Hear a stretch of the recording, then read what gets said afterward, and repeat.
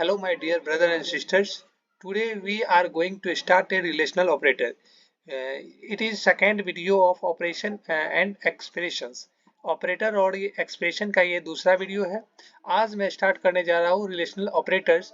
तो ध्यान दीजिएगा दोस्तों कि ये हमारा टॉपिक है आज का रिलेशनल ऑपरेटर. तो आज हम जानेंगे कि रिलेशनल ऑपरेटर होता क्या है.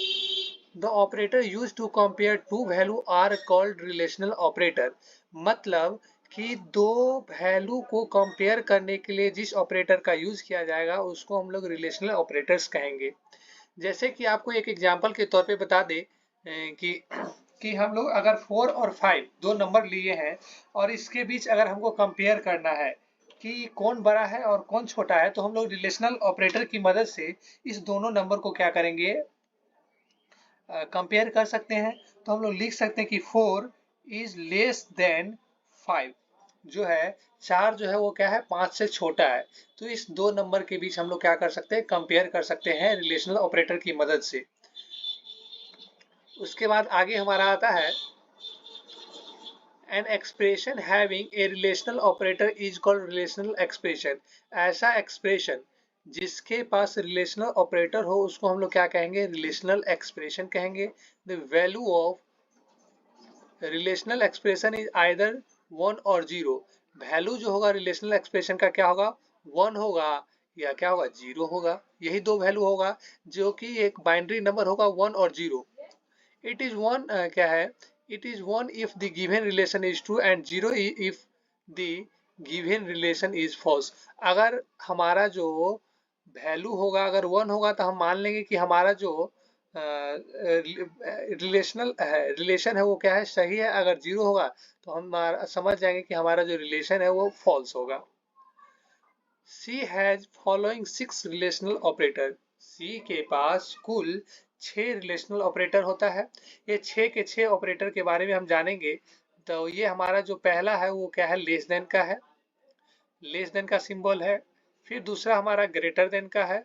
उसका लेस देन इक्वल टू है. अगर लेस देन और उसके आगे अगर इक्वल टू का साइन लगा हो तो उसको हम कहेंगे लेस देन इक्वल टू. फिर आता है ग्रेटर देन इक्वल टू,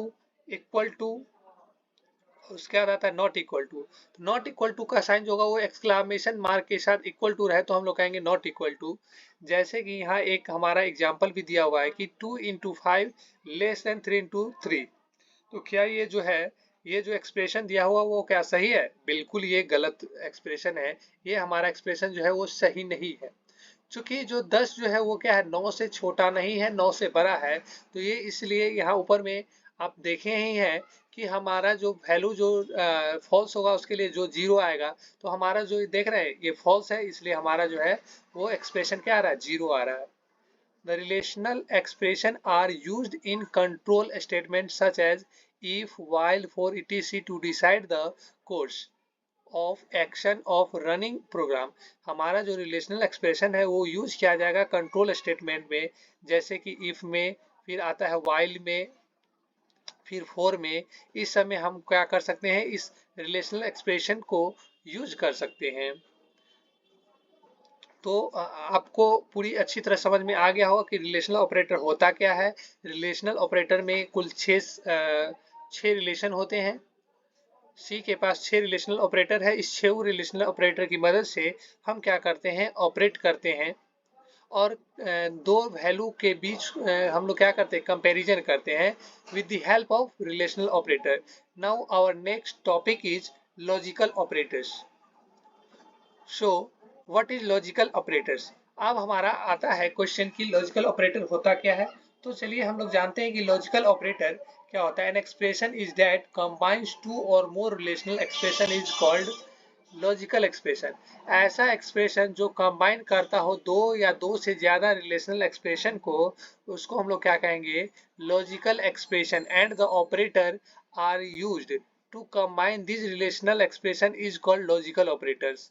और जो इस दोनों को कंबाइन करता होगा उसको हम लोग क्या कहेंगे, लॉजिकल ऑपरेटर कहेंगे. तो सी के पास 3 लॉजिकल ऑपरेटर होता है. वो 3 लॉजिकल ऑपरेटर क्या होगा, एंड होगा, और होगा, और नॉट होगा.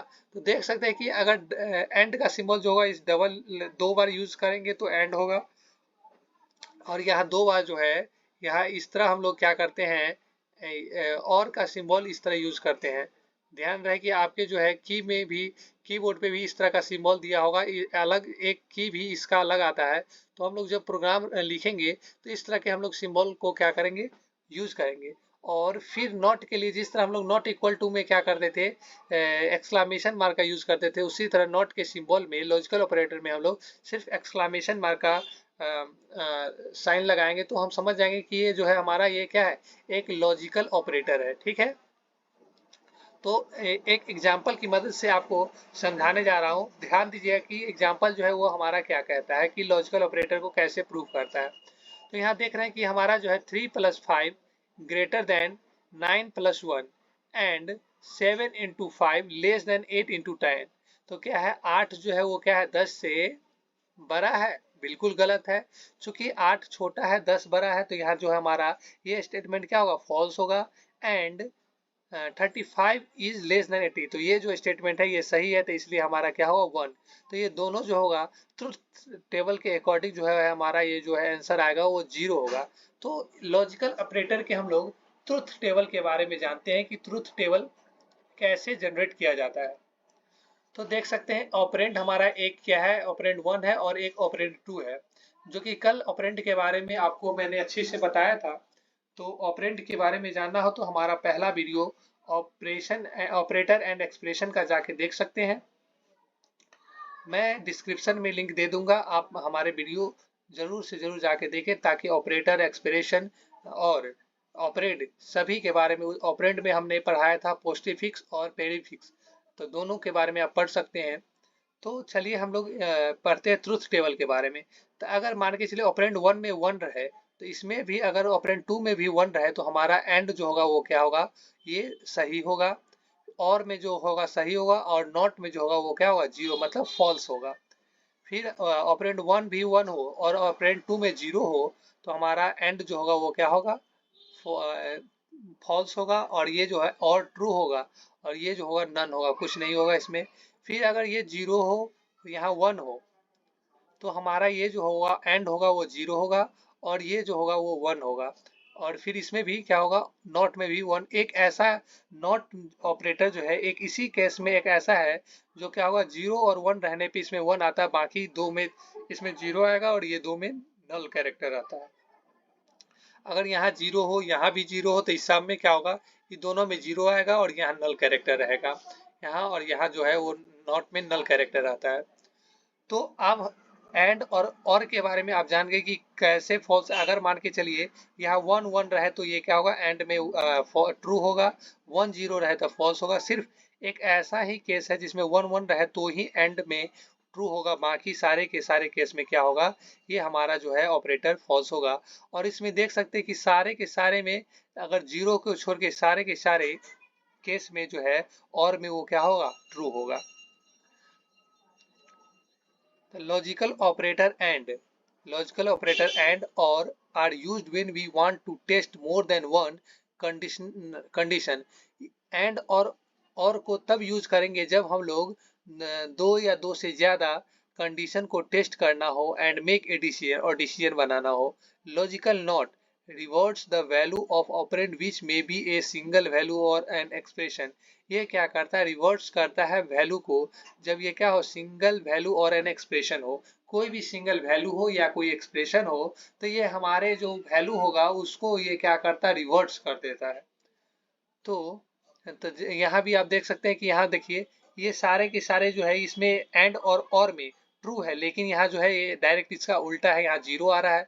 तो ये क्या हो गया, यही रिवर्ट्स कर दे रहा है हमारे ऑपरेटर्स को। इसके बाद हमारा नेक्स्ट टॉपिक आता है असाइनमेंट ऑपरेटर।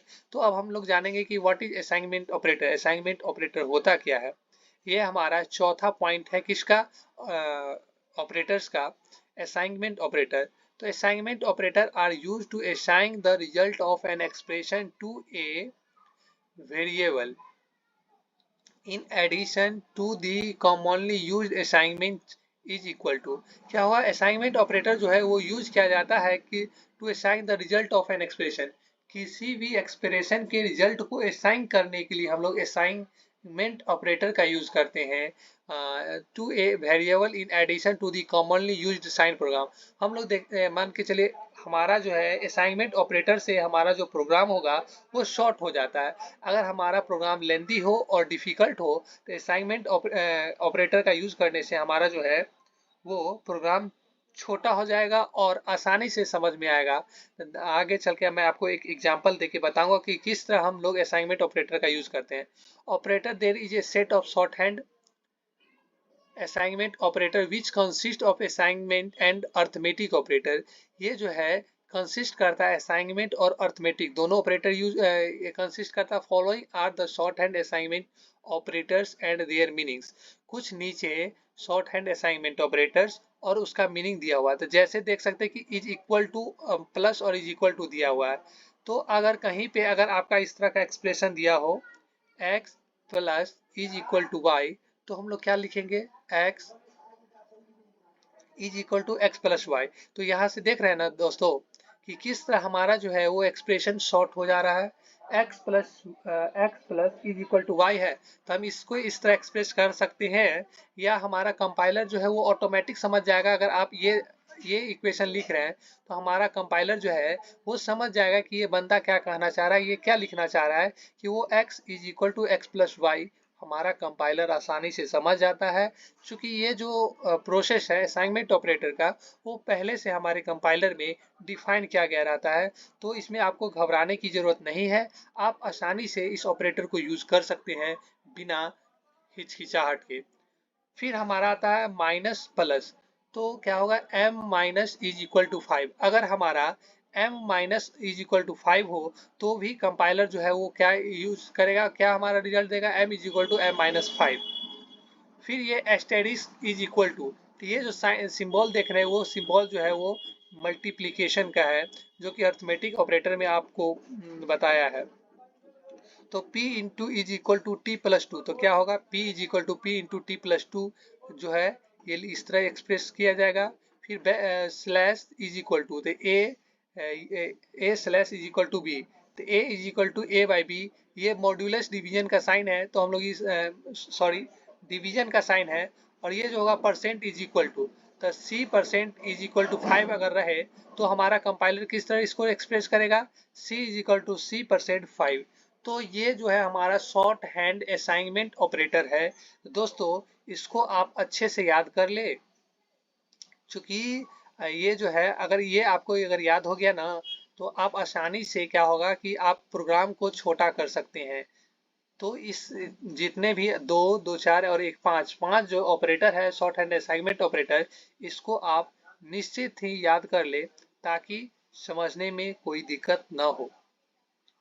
अब हम अब इसके बेनिफिट्स के बारे में बताने जा रहे हैं कि हम लोग और शॉर्ट हैंड असाइनमेंट ऑपरेटर का यूज कर रहे हैं तो हमको क्या बेनिफिट होगा, क्या मदद मिलती है इससे। तो ये जो है वो हमको बताएगा कि what appear on the left hand side need not be repeated on the right hand side and therefore it become easier to write a statement। ये जो है जो हमको लेफ्ट साइड में दिखाई देगा, देख सकते हैं कि यहाँ जो लेफ्ट साइड में दिखाई दे रहा है वो राइट साइड में नहीं है, देख रहे हैं ना। तो ये क्या होगा, यहाँ x plus is equal to y है तो हम लोग क्या इसको x is equal to x plus y. Using short hand assignment operators a statement become concise. Short hand assignment operator की मदद से हमारा जो है स्टेटमेंट क्या होगा, छोटा हो जाता है। बड़ा अगर है तो हमारा जो है वो क्या होगा, छोटा हो जाता है। तो ये हमारा क्या था, शॉर्ट हैंड असाइनमेंट का बेनिफिट था। तो आज के वीडियो में बस इतना ही।